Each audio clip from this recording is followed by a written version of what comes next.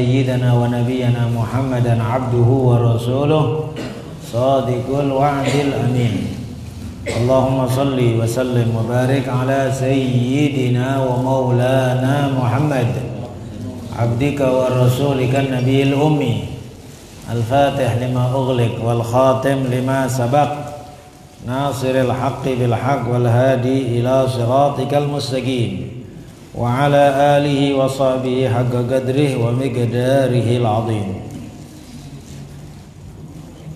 أما بعد أوصيكم وإياي بتقوى الله فقد فاز المتقون قال الله سبحانه وتعالى يا أيها الذين آمنوا اتقوا الله حق تقاته ولا تموتن إلا وأنتم مسلمون صدق الله العظيم.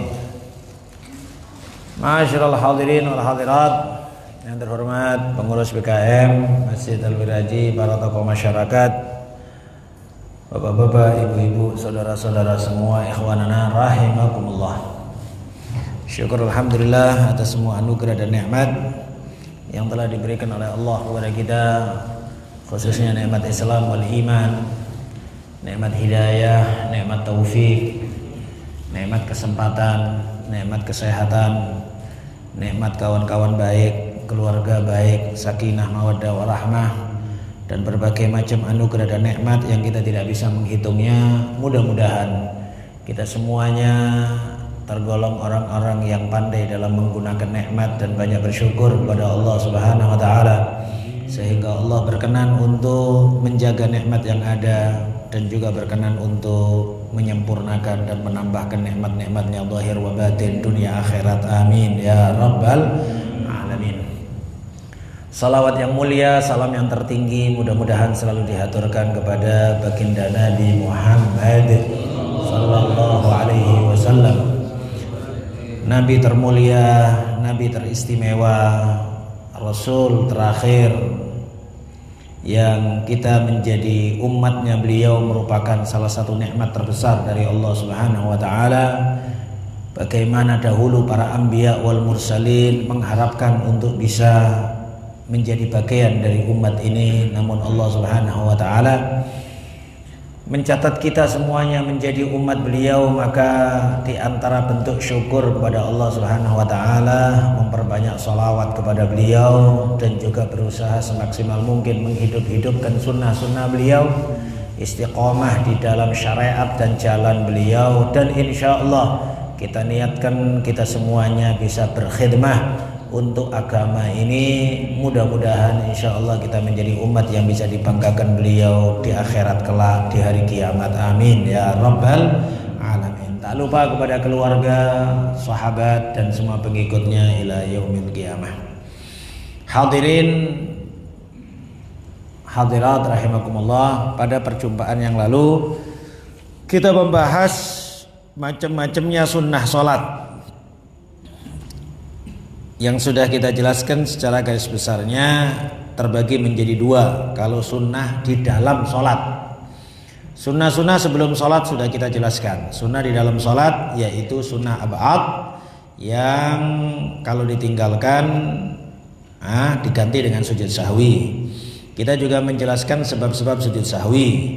Pada pertemuan yang lalu kita bahkan juga menjelaskan adanya riwayat hadis bahwa sholat dengan sujud sahwi lebih utama daripada sholat yang tanpa sujud sahwi dibanding 70 sholat. Gimana mulianya sholat yang ada sujud sahwi? Bukan kok kemudian disengaja untuk melakukan kesalahan, maka itu tidak boleh. Tapi pengakuan kita salah, pengakuan kita khilaf, pengakuan kita lupa kepada Allah Subhanahu wa taala, maka itu adalah lebih dicinta oleh Allah Subhanahu wa taala daripada kemudian kita tidak mengakui kesalahan. Sebagaimana juga kita sebutkan nggak boleh orang kemudian mensengajakan diri berbuat dosa, nggak boleh. Tapi kalau terjerumus dosa, bertobat kepada Allah Subhanahu wa taala itu lebih dicinta oleh Allah Subhanahu wa taala. Bahkan orang-orang yang bertobat didahulukan kedudukannya oleh Allah Subhanahu wa taala daripada orang-orang yang bersuci. Allah berfirman, "Innallaha yuhibbut tawwabin wa yuhibbul mutatahhirin." Allah mendahulukan tawabin daripada mutatahhirin. Maka demikian juga seyogianya kita memandang kejadian yang terjadi pada datuk kita Nabi Adam. Jangan memandang kesalahannya, tapi memandanglah kepada bahwa Nabi Adam mewariskan kepada kita taubatan nasuha, mewariskan pengakuan salah kepada Allah Subhanahu wa taala, yang itu adalah yang paling dicinta oleh Allah Subhanahu wa taala. Maka disinilah supaya menjadi anak yang berbakti, anak yang baik. Jangan kemudian mengatakan Nabi Adam menjadi sebab kita di dunia, Nabi Adam menjadi sebab kita punya dosa dan lain sebagainya. Itu anak durhaka itu namanya. Ya, tak ubahnya seperti pemahaman orang Nasrani yang mereka memiliki pemahaman bahwa semua manusia terlahir membawa dosa turunan dari Nabi Adam. Nah, kemudian kita juga jelaskan tentang sunnah-sunnah hayat. Dan di antara yang terpenting dari sunnah-sunnah sholat, wa min ahammiha, di antara yang terpenting dari sunnah-sunnah sholat adalah al-ikhlas. Ikhlas. Loh, ikhlas itu bukannya yang terpenting dalam sholat? Iya, tapi fikih tidak membahas ikhlas. Karenanya fikih mengingatkan dari segi sunnah yang terpenting. Kalau dalam segi wajib sih urusan ikhlas dan ikhlas itu bukan urusan orang dunia. Ya, enggak urusan ulama fikih. Ikhlas dan ikhlas itu antara hamba dengan Allah Subhanahu wa taala. Enggak bisa diteliti, enggak bisa ditengok. Maka fikih tidak membahas hal-hal yang bersifat hati. Bukan kok berarti fikih enggak mentingkan hati, bukan. Cuman semuanya mestinya juga ada koridor-koridor yang mereka membahas akan hal tersebut. Bukan semuanya dibahas. Sebagaimana mohon maaf, nahwu itu penting, ya, mubtada khobar fi'il fa'il itu penting mengetahui itu, tapi nggak dalam bahasan fikih, gitu ya. Sifat wujud, sifat wajib Allah penting, sifat mustahil Allah untuk diketahui ya penting. Jumlah nabi 25 ya penting, harus tahu itu. Tapi bukan bahasan fikih. Jadi masing-masing ada babnya masing-masing, ada koridornya masing-masing tersendiri. Maka jangan kemudian menganggap bahwa ulama fikih berarti enggak menghormati atau enggak menganggap penting ikhlas khusyuk, enggak dibahas dalam. Ya memang bukan bahasannya. Memang bukan bahasannya. Bahasannya fikih adalah ibadah yang nampak. Ibadah yang nampak. Ngeluarin zakat, yang penting kau ngeluarin zakat, ikhlas enggak ikhlas urusanmu sama Allah, gitu ya. Kau yang penting puasa, adapun puasamu itu la'allakum tattaqun atau enggak, itu bab lain. Yang penting kau enggak makan, enggak minum dari subuh sampai maghrib. Itu urusannya fikih. Fikih itu membahas hal-hal yang bersifat lahiriah. Tapi diingatkan juga sama ulama fikih, bahkan orang ahli fikih pun menyebutnya bahwa di antara yang terpenting dari tuntutan sholat adalah al-ikhlas, ikhlas. Karena ini perintah Allah Subhanahu wa taala yang terpenting. Allah Subhanahu wa taala berfirman, "Wa ma umiru illa liya'budullaha mukhlishina lahuddin." Dan tidaklah mereka diperintah kecuali untuk beribadah kepada Allah dengan mengikhlaskan amal, mengikhlaskan agama tersebut untuk Allah, murni untuk Allah. Nah, ikhlas itu wal amal lillahi wahdah, beramal karena Allah, hanya karena Allah. Nah, ikhlas itu ada tingkatan-tingkatannya. Tingkatan yang tertinggi adalah hanya memandang Allah Subhanahu wa taala, tidak memandang yang lain. Apapun. Pokoknya hanya Allah Subhanahu wa taala. Kita ibadah hanya karena faktor tunduk, patuh, kepingin taat sama Allah. Jadi hamba Allah yang baik, yang nurut. Selesai. Tidak memandang surga, tidak memandang pahala, tidak memandang ancaman dosa, tidak memandang apapun, enggak. Ini tingkat tertinggi. Kemudian ada di bawahnya lagi, masih mengharapkan, tapi mengharapkan akhirat. Semisal mengharapkan kedudukan mulia di surga, mengharapkan pahala, mengharapkan kemuliaan di akhirat, mengharapkan bisa kebersamaan dengan para anbiya wal mursalin, mengharapkan. Itu pun juga bagian dari ikhlas. Kenapa? Karena dia pun mengharap kepada Allah. Hanya saja ada bagian hawa nafsu di situ. Apa bagian hawa nafsunya? Ya biasanya kita kepingin ya. Ada kepingin kita berbuat, kita kepingin imbalan. Nah, kepingin imbalan. Ini yang menyebabkan agak turun sedikit. Tapi tetap disebut ikhlas karena harapannya kepada Allah. Udah. Lebih mulia yang pertama. Kenapa? Karena dia tidak mengharap apa-apa dari Allah. Dan biasanya orang yang murni karena Allah Subhanahu wa taala diberi oleh Allah Subhanahu wa taala melebihi dari apa yang dia fikirkan. Diberi oleh Allah Subhanahu wa taala melebihi dari yang dia duga-duga. Sering kita sampaikan ucapan yang terkenal dari Syekh Mutawalli Sya'rawi, ulama Mesir besar. Beliau mengatakan, beribadahlah kepada Allah untuk diridhoi oleh Allah. Jangan beribadah kepada Allah untuk diberi oleh Allah. Jadi minta untuk diridhoi oleh Allah.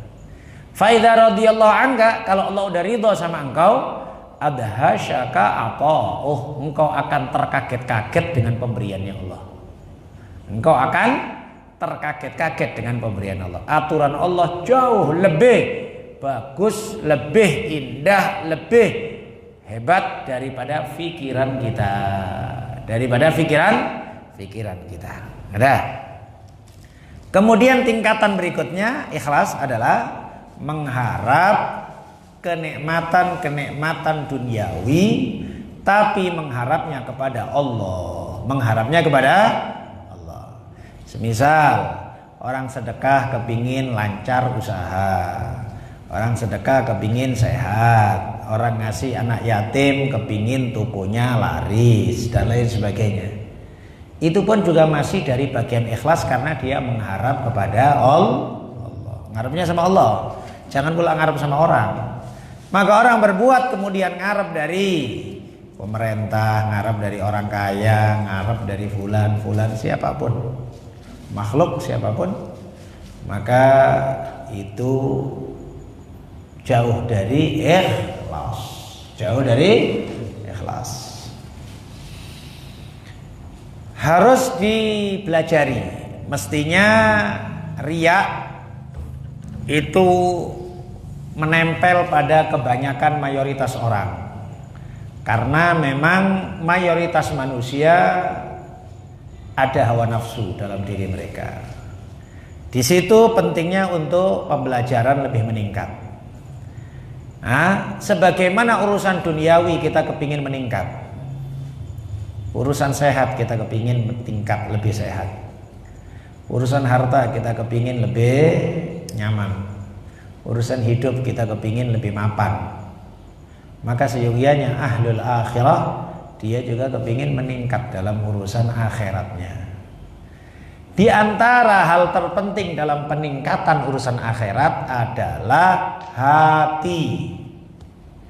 Seringkali kalau masyarakat awam hanya berpikir peningkatan amal anggota tubuh, sholatnya lebih banyak, ngajinya lebih panjang, ya, zikirnya lebih lama.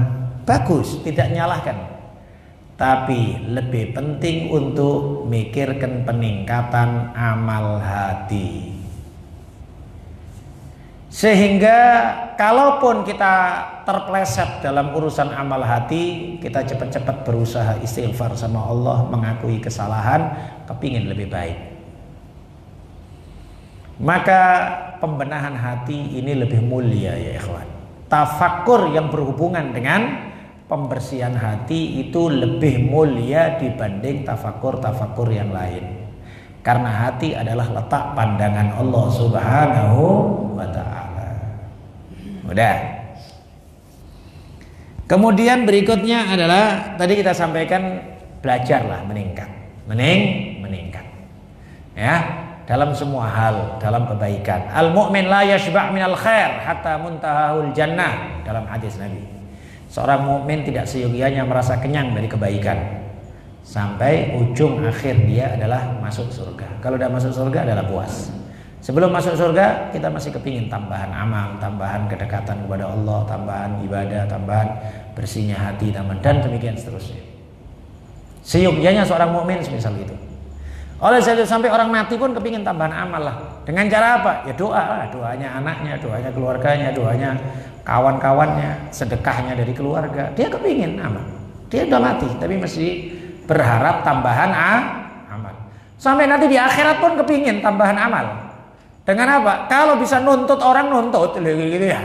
Kalau bisa nuntut pahala dari orang, aku dulu didolimin ya. Sebab itu hati-hati dalam urusan hubungan hak Bani Adam. Hak Bani Adam termasuk juga mengharap syafaat sama Nabi. Semua orang pasti mengharap syafaat sih. Nah, kalau ada orang berani ngomong aku nggak kepingin syafaat Nabi, oh, itu udah tanda itu neraka, udah jelas sudah gitu. Oh, Nabi sudah sombong berarti orang itu. Kalau dia nggak kepingin syafaat Nabi, ya. Maka di antara hal terpenting di akhirat adalah dapat syafaat Nabi. Disinilah tadi kita sampaikan bahwa setiap orang itu pasti kepingin baik, kepingin tambahan, kepingin tambahan, kepingin tambahan. Sampai dia udah mati, sampai nanti di akhirat kepingin ada tambahan. Hatta muntaul jannah, sampai dia masuk surga. Kalau udah masuk surga, tempatnya kan udah ditentuin sama Allah Subhanahu wa taala, udah ditentuin. Dah, masing-masing dengan kadar amalnya. Gol disebutkan masuk surga itu dengan rahmat Allah. Kekal di surga dengan niat kalian. Karena orang masuk surga pasti Islam. Lah orang Islam mati kalau Islam berarti niatnya itu pasti selama-lamanya Islam. Ya, orang mati Islam itu berarti niatnya udah selama-lamanya Islam. Karena secara hukum tauhid kalau ada orang niat jadi murtad, umpama naudzubillah, dia umpamanya niat, aku kira-kira umpamanya 2 tahun ke depan aku udah coba-coba lah Nasoro, umpama. Nggak usah nunggu 2 tahun ke depan, sekarang suruh syahadat ulang dia. Dia udah murtad sekarang. Dia udah murtad. Itu secara hukum tauhid. Kenapa? Karena iman itu harus jazman, iman itu harus yakin. Nggak boleh iman itu ragu, itu nggak boleh. Ya, maka orang kalau umpamanya niat kafir, kalau terjadi gini aku kafir, naudzubillah, umpamanya dia ngomong gitu, nggak usah pakai nunggu terjadi, udah kafir dulu sekarang, udah suruh syahadat ulang dia sekarang, udah murtad dia. Ini tadi kita sampaikan masuk surga dengan rahmat Allah, kekal di dalam surga dengan niat. Sebagaimana juga orang kafir kekal di api neraka karena niatnya. Karena niatnya dia kafir selama-lamanya kalau dia mati dalam keadaan kafir. Karena akhir orang adalah mati. Gitu ya. Oleh sebab itu di neraka nggak ada orang Islam kekal. Sejahat-jahatnya orang Islam, sejahat-jahat orang Islam, paling jahatnya orang Islam, dosa besar gimana pun kalau dia masuk neraka, selama mati bawa iman, masih mati Islam, dia tetap akan masuk surga. Gitu ya. Hanya saja penentuan akhir mati bawa Islam itu nggak ada yang tahu. Ini yang ditakutkan. Naudzubillah, sampai ada ungkapan para ulama berapa banyak orang dilakukan fardu kifayah, berapa banyak orang dimakamkan di pekuburan Islam, hakikatnya dia sudah murtad. Ya, siapa yang tahu urusan hati? Tapi kita ngambil hukum zahir. Ya selama dia nampaknya Islam ya Islam. Tapi urusan hatinya bisa jadi naudzubillah min dzalik mau mati dia murtad. Naudzubillah min dzalik. Di sini ya. Maka ketentuan apa ini? Secara hukum syariatnya kita ngambil hukum zahir. Adapun batinnya Allah Subhanahu wa taala yang Maha mengetahui. Maka ini tadi kita sampaikan tentang masalah ikhlas dan berusaha untuk meningkatkan. Kemudian di antara hal terpenting lagi di dalam salat wal hudur, hadir. Apa hadir itu? Wa huwa ayya'lam ma yaquluhu wa yaf'aluhu min aqwalis salati wa af'aliha. Hadirnya salat adalah, artinya hadir adalah dia mengetahui apa yang diucapkan dan yang dia lakukan di dalam salat. Dia baca Fatihah, dia tahu apa yang dia baca. Dia berdiri, dia tahu posisi berdiri. Dia rukuk, dia tahu posisi rukuk. Dia faham. Artinya dia menyadari keadaannya dia pada saat itu. Loh, apakah mungkin ada orang kemudian berbuat, dia tidak menyadari apa yang dia perbuat? Banyak, Tuhan. Banyak. Karena kadang-kadang lupa. Kadang-kadang mohon maaf, urusan biasa saja, urusan makan. Contoh aja urusan makan. Seringkali kita orang ini urusan makan, kalau sudah makan gitu ya, kadang yang di depan kita, pinggir kita itu kita nggak tahu apa ini. Mungkin lagi blank, lagi apa. Kadang istri kemudian nanya kan gitu ya, "Duh, telurnya nggak dimakan." Sudah habis makan kita. Oh, ada telur tak tadi? Padahal depan kita. Berarti ini kan menunjukkan kita nggak fokus, nggak menyadari apa yang sekitar kita. Demikian juga dalam sholat. Bisa jadi orang keterbiasaan baca Fatihah. Dia kalau sudah mulai Bismillahirrahmanirrahim, Bismillah terus sampai waladhdallin, gitu ya. Padahal mungkin saja dia lagi sujud lupa. Bismillahirrahmanirrahim udah terus aja waladhdallin di sujud. Nah, lagi berdiri at-tahiyatul, udah kadung at-tahiyat udah saya terus, udah pikirannya entah kemana-mana.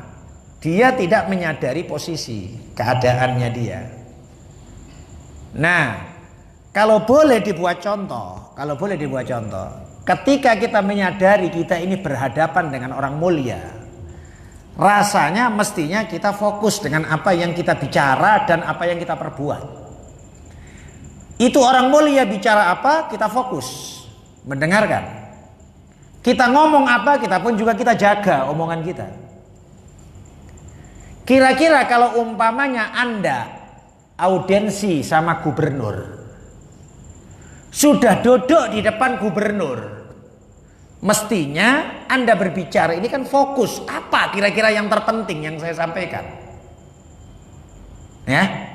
Apa kira-kira? Bahkan bisa jadi gangguan-gangguan itu tidak terfikir sama kita karena fokusnya kita kepingin ngomong serius sama gubernur.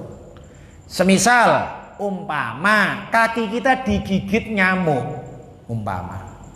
Karena seriusnya kita sama gubernur nggak terasa itu gigitan. Orang yang audiensi sama gubernur, umpama kita contoh ini, dia merasa hebat, terhormat karena audiensi sama gubernur. Mungkin dia kalau pulang keluar dari kantor gubernur ditanya, yang di tembok tadi itu kamar gubernur atau kantor gubernur, apa gambarnya? Dia nggak mikir gambar itu. Dia bukan nengok-nengok, dia bukan. Dia kepingin audiensi jumpa sama gubernur, mudah-mudahan hajatnya terkabul. Berarti dia harus sungguh-sungguh dalam urusan ini, gitu. Inilah yang diartikan kalau digambarkan jumpa munajat sama Allah Subhanahu wa taala, pastinya kepada Allah harusnya lebih tinggi, tidak semisal dengan kita audiensi sama gubernur, mestinya kalau dari segi keimanan. Tapi itu tadi karena ghaflah lalainya kita, atau mungkin ya kurangnya kuat iman kita dan lain sebagainya, sehingga disebutkan Sayyidina Ali Zainal Abidin beberapa kali setelah wudhu beliau pingsan, mau sholat pingsan lagi ulang. Ditanya, Tuhan ada apa, sakit atau apa? Enggak. Atadruna baina ma yadaiman unaji, kalian tahukah aku ini mau ngadep siapa? Sampai beliau pingsan karena beliau merasakan gitu. Nah, karena beliau merasakan akan mau menghadap kepada siapa sehingga dia takut pingsan dan lain sebagainya. Ya, kesungguhan beliau di dalam sholat menjadikan lupa akan sekitarnya, sehingga dan hal tersebutlah diungkapkan oleh Sayyidah Aisyah radhiyallahu anha, istrinya Rasulullah. Beliau pernah mengatakan, karena Rasulullah sallallahu alaihi wasallam afkahan nasi bina. Rasulullah itu orang paling enakan sama kita, paling nyaman sama kita, itu orang paling enakan Rasulullah itu. Rasulullah sering senyum, main-main sama keluarga, sama cucu dan lain sebagainya. Tapi kalau Bilal udah adzan, faka'annahu lam ya'rifna wa lam na'rifuh. Kalau sudah adzan Bilal, seakan-akan beliau tidak kenal kami tidak kenal beliau, seakan-akan. Apa itu? Kesungguhan akan menghadap sholat, kesibukan khusus memang untuk menghadap kepada Allah Subhanahu wa ta'ala. Di sini ya ikhwan, arti hudur ini tadi, hadirnya hati. Kemudian berikutnya wal khusyuk. khusyuk. Hadir sama khusyuk apa bedanya? Kalau hadir tadi itu adalah mengetahui apa yang dibaca dan apa yang dilakukan dari gerakan. Kalau khusyuk, sukunul jawarih ma'a huduril qalbi. Khusyuk itu ditambah dengan tenangnya anggota tubuh. Anggota tubuhnya tenang. Tenang anggota tubuh bukan berarti nggak boleh gerak sama sekali. Kita manusia ini mestinya makhluk bergerak. Nafas kita bergerak, ngomong bergerak, ya.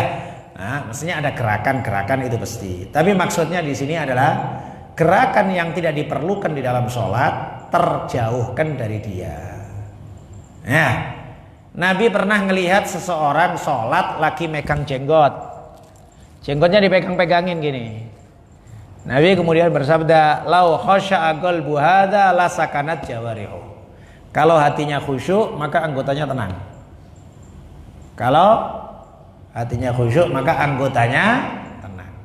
Maka tadi kita sampaikan kita kepingin untuk lebih sempurna dan meningkat dalam ibadah kita khususnya sholat. Maka perlu pembelajaran. Perlu pembelajaran. Ya, perlu untuk ditingkatkan.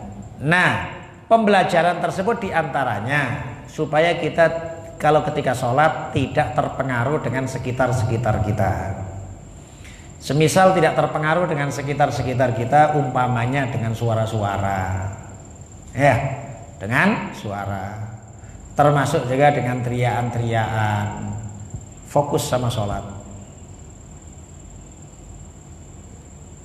Yang kami maksud adalah seringkali kadang-kadang kita lagi sholat, kemudian kita terganggu dengan suara HP. Ya memang tidak bagus ya, diusahakanlah HP itu jangan sampai ganggu, gitu ya.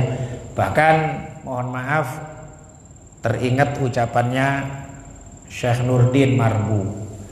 Beliau beberapa kali ngomong dan beliau bilang, setauku katanya nggak pernah ada pemain sepak bola masuk ke lapangan bawa HP, itu nggak pernah ada. Kenapa? Karena mereka tahu apa itu fokusnya dia kepada bola, maka nggak pernah ada pemain sepak bola masuk ke lapangan dengan bawa HP. Kita pastinya kita bawa semuanya, ya. Nah, masih banyak semuanya masih bawa, nggak ustadz-ustadznya pun bawalah semuanya, gitu kan ya. Bawa HP semuanya. Tapi paling tidak jangan sampai terganggu. Semisal dengan suara. Atau kalau perlu ya Tuhan, kita sering kita ingatkan kalau ada HP letakkan ketika sholat. Setelah umpamanya dinonaktifkan atau setelah nggak ada nadanya letakkan. Karena kita nggak ngerti. Kadang-kadang kadang mungkin HP ini apalagi yang sudah punya anak, bisa jadi najis kita nggak tahu. Gitu ya. Najis kita nggak tahu. Lah, sucinya benda najis itu tidak ada cara lain kecuali dengan air. Kan gitu. Kita punya anak, bisa jadi mohon maaf kena muntahnya anak, kena sedikit kencingnya anak, dibuat mainan sama anak kena pampersnya. Ya kan gitu ya. Atau macam-macam lah sebab najis gitu. Nah, kita nggak mungkin mencuci HP, nyiram HP dengan air, nggak mungkin, rusaklah HP kita. Nah, kalau sekarang ini najis di bawah umpamanya ya. Ya karena kering tidak jadi pengaruh. Tangan saya kering, HP kering, secara hukum fikih kering ketemu kering tidak berpengaruh dalam najis. Kering sama kering, nggak pengaruh sama najis. Tapi membawa barang najis dalam sholat membatalkan sholat. Maka taruh.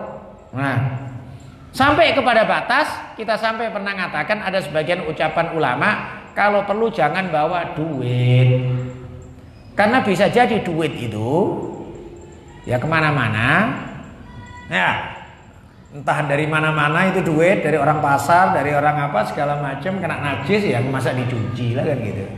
Ya memang secara hukum fikih, kalau kita tidak tahu ya tidak pengaruh. Secara hukum fikih kalau kita tidak tahu, tapi pastinya kan kita kepingin lebih sempurna dalam ibadah Tuhan. Disinilah arti warok, kehati-hatian. Sebagaimana dalam urusan harta, kalau orang hanya sekedar pikirannya yang penting nggak haram, ya syubhat-syubhat masuk. Tapi kan harus ekstra hati-hati. Ekstra hati-hati.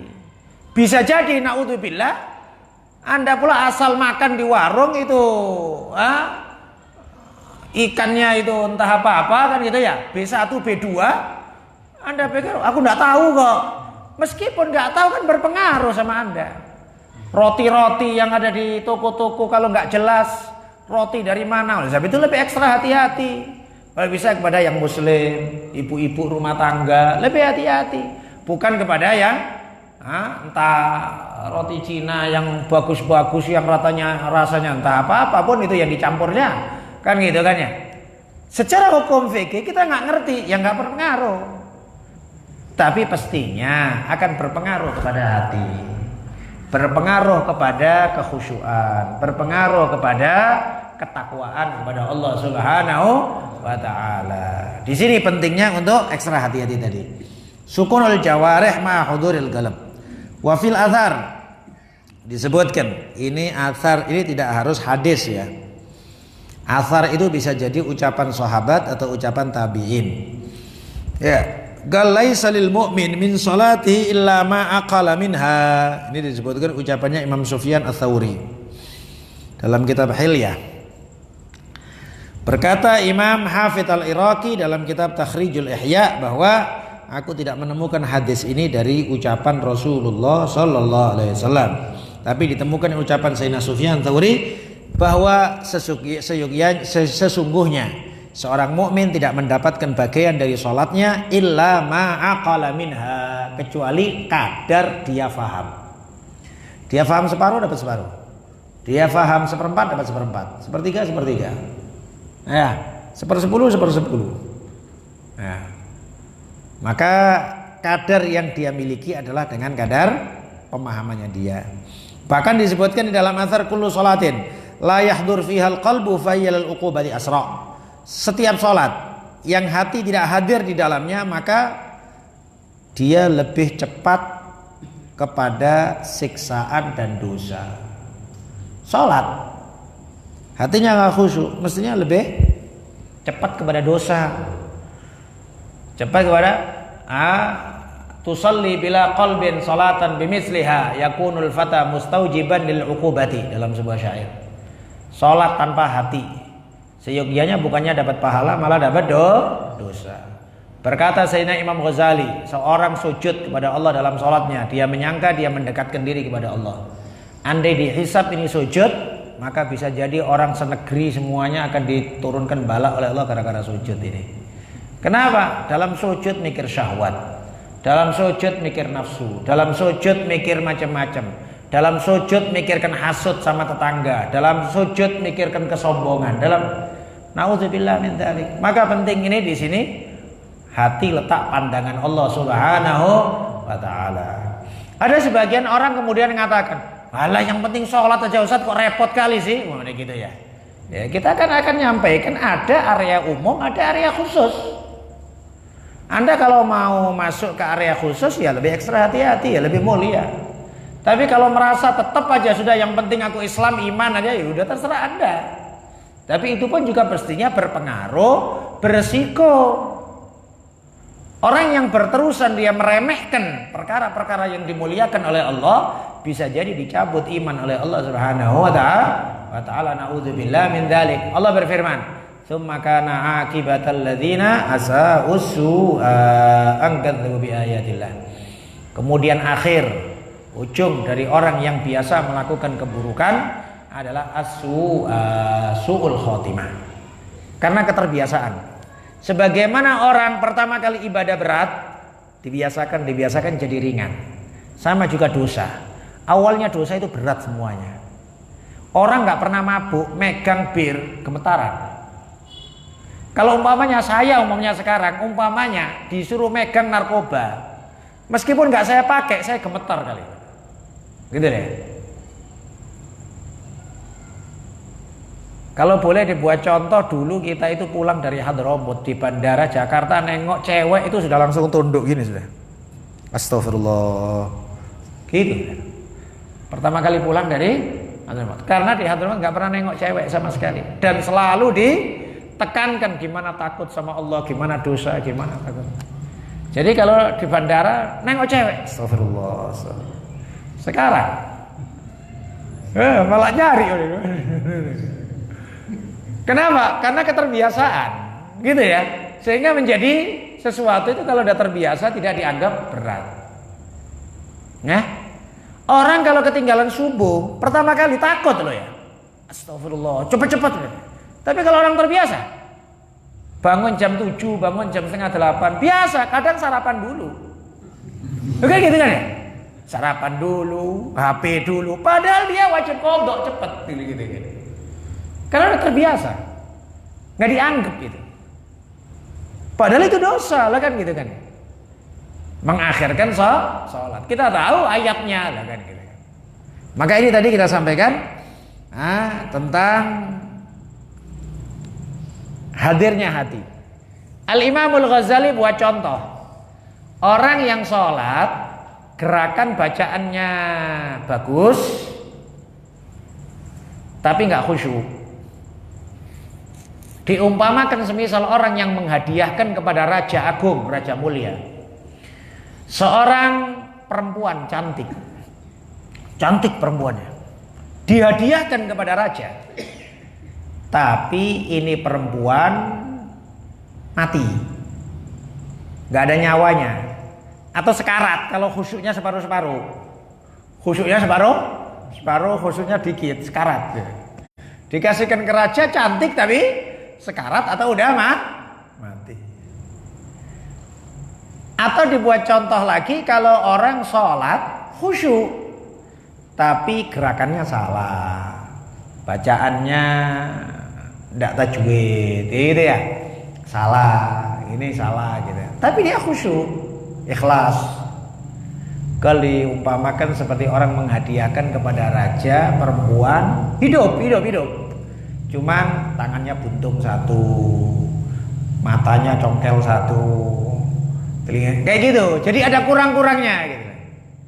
Maka di sini pentingnya dalam sholat perlu kesungguhan kepada Allah Subhanahu Wa Taala. Karenanya banyak kesunahan sebelum sholat supaya kita persiapan. Ya pastinya kita nggak bisa lah sholat semisal para sahabat, para tabiin, para ulama, sholihin yang lain.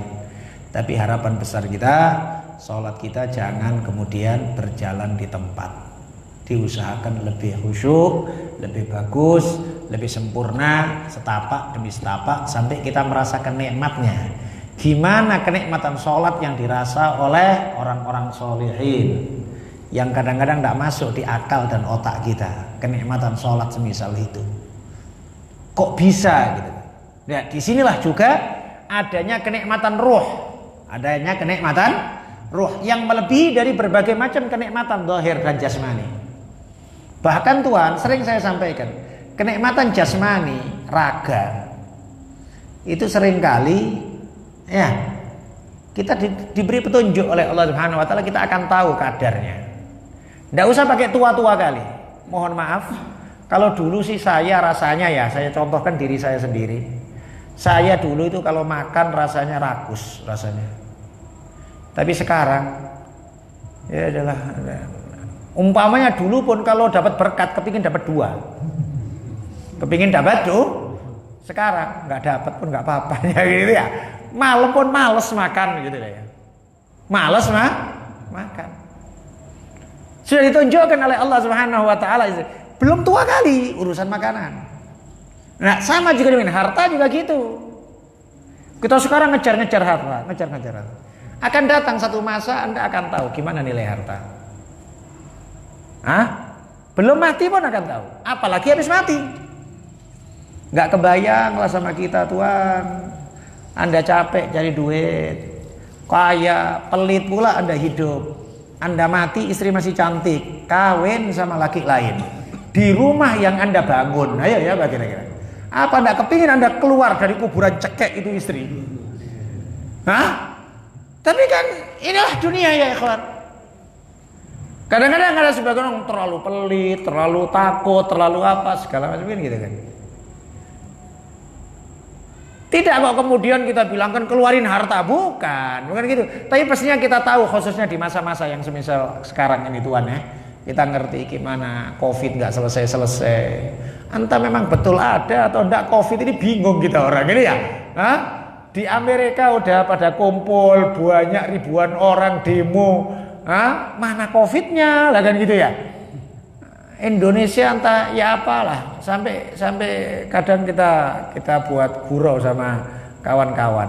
Dulu itu kita itu nganggep orang Marelan sama Tembung ini pengku gitu. Ngeri pengku Pak ya. Pengku itu apa ya? Kayak bodoh gitu loh ya. Enggak tahu diri gitu ya gitu. Tapi sekarang rasanya mereka yang nertawain kita kayak gitu ya. Capek sendiri kita orang ini. Jadi walhasil kita berharap insya Allah sehat walafiat semuanya, insya Allah terjauh dari penyakit ya. Cuman maksudnya kita adalah Allah akan nampakkan sama kita semua kenikmatan yang kita cari-cari itu, yang kita kejar-kejar itu, berapa kadarnya? Orang kena penyakit sedikit aja sudah malas makan. Orang kena penyakit sedikit aja sudah pilih-pilih minuman. Dulu saya senang kali sama minuman soda, bersoda itu. Seneng kali. Wah, apalagi warna-warna aja, merah, hijau, ya, gitu ya. Ya sekarang dikasih pun tidak mau, ya gitu ya. Kayak ngerasa harus jaga sekarang, kayak gitu kan ya. Hah? Sama juga demikian nanti. Umpamanya lah sekarang kita masih ditawarin cewek gitu ya, masih mau, ya, kayak gitu ya. Nanti akan datang satu masa ditawarin pun tidak mau, ya gitu kan ya. Ada kenikmatan tersendiri insya Allah yang dikasih sama Allah, khususnya kenikmatan ruh. Kenikmatan ruh. Nah, sama juga demikian para aulia solehin. Umpama nih kita lihat di guru-guru kita, mereka punya beberapa istri, tapi tidak terpengaruh dengan kemudian dalam keistiqomahan mereka. Sholatnya, ngajinya, taklimnya, enggak terpengaruh. Subhanallah. Kalau kadang kita berpikir ya mungkin anak-anak muda berpikir jangan kan punya istri 2, 3, punya istri aja rasanya nggak sholat lagi rasanya, udah gitu ya, udah pikirannya entah kemana-mana ada ya. Tapi coba anda bayangin, mohon maaf ya, saya tidak berbicara tentang semestinya kalau mamanya berbicara kekuatan dan juga hak, Rasulullah itu semestinya itu kawin istrinya ratusan sebetulnya. Kok masih ada lah orang Islam kok kemudian membicarakan atau mempertanyakan kenapa Rasulullah istrinya 9. Ini anak orang kurang ajar ini sama Rasulullah. Tapi yang kita pikirkan ya ikhwan, istri 9, apakah pernah Rasulullah ninggal sholat jamaah? Apakah pernah Rasulullah ninggal qiyamul lail? Apakah pernah Rasulullah tinggal sholat duha? Apakah pernah Rasulullah tinggal jihad? Coba bayangin ya ikhwan, istri 9 tapi sholat jamaah 5 waktu, tidak pernah tinggal, tidak pernah tinggal. Sampai akhir hayatnya beliau cuman beberapa hari karena sakit parah tidak keluar dari rumah. Sudah kita ceritakan itu. Udah. Taklimnya sama sahabat, ngajinya sama sahabat, perhatian sama fuqara masakin, urusan semuanya diurus sama. Coba kalau kita kepikir nggak ngaji rasanya. Hah? Maka oleh sebab itu ya, kadang sebagian kita itu beda-beda dalamnya. Maka kenikmatan roh itu kalau sudah dirasa, maka terlupakan semua kenikmatan jasmani. Sering tadi kita buat contoh juga beberapa waktu ketika Anda di depan Ka'bah, Anda nggak kepikir makan, nggak kepikir minum, nggak kepikir keluarga, nggak kepikir, udah enak ibadah kepada Allah Subhanahu wa Ta'ala, capek nggak kepikir. Coba kalau umpamanya kita di rumah sekarang ini kayak biasanya, suruh jalan lah dikit, suruh jalan dari sini ke ujung Cilincing sana, apa nggak ngeluh aja kita orang? Padahal kalau di Ka'bah kita lebih dari itu jalannya, putar Ka'bah 7 kali, Sofa Marwah 7 kali, lebih dari itu. Tapi enak, nikmat, asyik. Kenapa? Karena rohnya sudah mendapatkan asupannya, rohnya mendapatkan makanannya. Gal wa yusannu ayyusalliya ila syakhisi jidarin aw amudin thumma ason maghruzah thumma yabsutu musalla thumma yakhuttu khattan amamahu tulan wala budda ay yakuna syakhis thulutsai dhira' fa akthar. Sunnah juga orang sholat itu ada sutroh. Sutroh itu pembatas ya. Yang termulia sutroh adalah tembok atau tiang. Itu yang termulia. Yang termulia tembok atau tiang. Kalau sholat di rumah umpamanya gitu, usahakan di belakang tembok. Jangan jauh dari tembok. Ini afdolnya, gitu ya. Kalau umpamanya sholat umpamanya di masjid, ya berarti kalau bisa di sholat pertama. Nggak bisa ya berarti kalau sholat sunnah umpamanya nggak bisa karena sudah penuh, ya di belakangnya orang, di belakang orang. Jangan kemudian tidak di belakang tidak di belakang orang, kan gitu ya, atau di tiang, ya, atau summa ason maghruzah, atau tongkat ditaruh di depannya, tongkat ditancapkan, tongkat di batas. Kemudian berikutnya adalah summa yabsutu musalla, kemudian bentang sajadah atau bentang serban sebagai pembatas, gitu ya. Kemudian berikutnya summa yakhuttu khattan amamahu tulan. Kalau nggak ada digaris. Kalau nggak ada serban, nggak ada apa? Digaris. Digaris apa? Ya digaris gini, memanjang gini. Dengan kadarnya dia sujud. Itu sunnahnya. Jadi kalau umpamanya sholat umpamanya bisanya kayak di tanah lapang atau di langsung tanah, nggak ada apa digaris, gitu digaris. Ya, kalau umpamanya di lantai, cemana digaris kotor semua lah. Nah, para ulama sebagian juga menunjukkan diganti dengan siwak. Jadi siwak atau kalau paling enggak HP, nah, gitu ya, HP ditaruh gini, nah, sehingga dia sebagai pembatas ujungnya. Jadi pembatas kasih siwak. Itu sunnahnya. Wala budda an yakuna syakhs thulutsai dhira' fa aktsar, dan minimal tadi itu pembatas tadi itu 2/3 dhira' atau lebih. 2/3 dhira' itu, 1 dhira' itu segini. 2/3 ya anggaplah segini. Ya, lebih kurang mungkin 35 cm, 30 ke 35 cm tingginya. Ya, oleh sebab itu dulu kita ketahui banyak ulama-ulama itu kadang ada kayak pembatas kayu sedikit, ya, kayak papan ditaruh di depannya sebagai pembatas. Atau termasuk juga semisal umpamanya bangku rehan kayak gini bisa dipakai sebagai pembatas sholat, itu sunnah. Wa yadnu minhu salah satu adru' fa aqal. Batasnya ngasih 3 dhira'. 3 dhira' lebih kurang 1,5 meter ukuran normal orang. 1,5 meter. Wa yahrumul mururu hina idzin, pada saat itu maka haramlah ngelewatin. Nah, ngelewatin orang sholat itu haram hukumnya. Ya, bahkan disebutkan dalam hadis, andai seseorang itu berdiri 40 tahun nungguin orang sholat, lebih baik bagi dia daripada dia ngelewatin orang sholat. Ya. Ini nunjukkan gimana beratnya. Umpamanya disuruh nunggu 40 tahun, umpamanya kan nggak mungkin pula nunggu sampai bertahun-tahun, pula nungguin orang sholat, ya kan. Tapi maksudnya ini adalah lil mubalaghah, supaya kita tahu gimana besarnya dosa ngelewatin orang sholat. Ya, maka harus perhatian dengan sekitar kita. Wa yusanu lahu daf'ul mari bil akhaf al akhaf. Hanya sebagian ulama mengatakan kalau di Masjidil Haram tidak haram. Kalau di Masjidil Haram tidak haram melewatin orang sholat. Kenapa? Karena faktor semua tempat itu tempat tawaf. Maka tawaf lebih dimuliakan daripada sholat. Tapi mestinya kalau sekiranya jangan sampai kemudian kita ngelewatin kalau masih ada jalur lain, kan gitu ya. Kecuali kalau nggak ada jalur lain, namanya gitu, maka boleh ngelewatin karena untuk tawaf. Ada sebagian ulama berpendapat kayak gitu. Wa yusannu lahu daf'ul mari bil akhaf al akhaf. Sunnah juga menolak orang yang mau lewat. Kalau ada sholat, ada orang lewat, dihalangin kayak gini. Ini sunnah, ya, al-akhaf al-akhaf. Bahkan kalau sekiranya masih pengku aja, masih mau apa ya, tonjok aja, kan gitu ya. Nah, atau apapun, bahkan disebut fal yuqatil. Bahkan kalau perlu dibunuh gitu ya. Fa innahu syaiton, dalam hadisnya dia, setan dia ini. Udah diingatkan kok masih lewat aja katanya. Kan gitu ya. Udah dilewat. Ini orang sholat ini munajat sama Allah. Maka orang sholat ini seakan-akan di depannya ada Allah. Karenanya nggak boleh meludah, nggak boleh ya kayak gitu karena di depan. Maka sebab itu sunnahnya meludah itu ke kiri atau ke bawah, jangan ke kanan, jangan ke depan. Ya, apalagi ketika sholat umpamanya ya. maka harus ekstra hati-hati. Kadang-kadang mungkin sebagai contoh umpamanya kita ada apa namanya sisa makanan dikit gitu ya.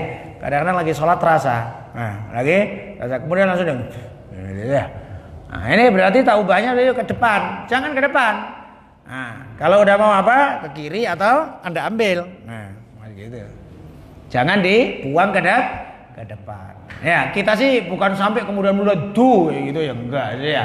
Tapi istilahnya termasuk juga dikiaskan kepada meludah tersebut. Kaifiyatus salam wallahu a'lam bishawab. Insyaallah kita lanjutkan pada pertemuan-pertemuan yang akan datang. Mudah-mudahan kita selalu diberi oleh Allah Subhanahu wa taala ilmu yang manfaat insyaallah.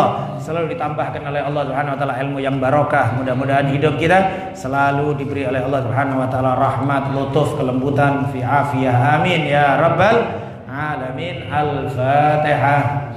Bismillahirrahmanirrahim. Alhamdulillahirabbil alamin.